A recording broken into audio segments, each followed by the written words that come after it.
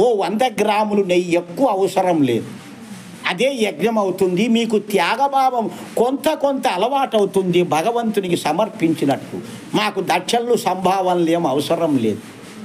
ఒకవేళ మీరే మంచికింత వేసుకొని సహస్ర గాయత్రి యజ్ఞానికి జమ చేసుకొని, ఇదో ఈ డబ్బుంతా మేము తెచ్చాము, ఖర్చు పెట్టి యజ్ఞాలు చెయ్యండి, ఈ సహస్ర గాయత్రి యజ్ఞము అని చెప్పి కూడా చెబితే దానికి ఈ సామాగ్రి అంతా కొనుక్కొని కూడా మేము చేస్తాం.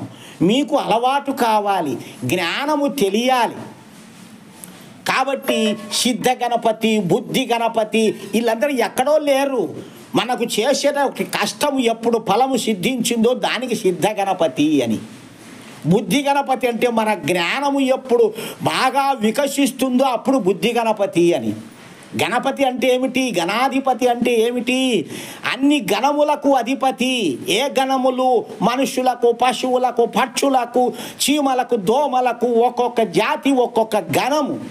ఈ గణాలన్నిటికీ అధిపతి ఆ సృష్టికర్త పరమాత్మ. కాబట్టి పరమాత్మకే గణపతి అని పేరు. విఘ్నములు తొలగించేవాడు కాబట్టి విఘ్నేశ్వరుడు అని పేరు.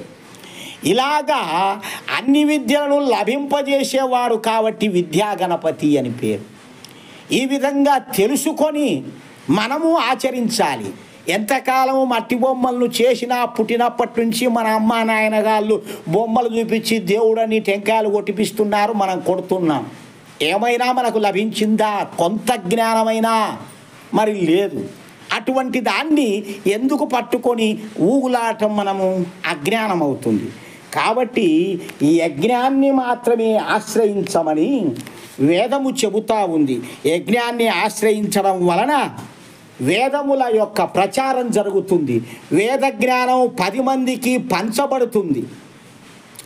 యోనమన్యే తతే మూలే హేతు శాస్త్రాయ ఆస్త్య ద్విజ సాధుభిర్బహిష్కార్యో నాస్తికో వేద నిందక.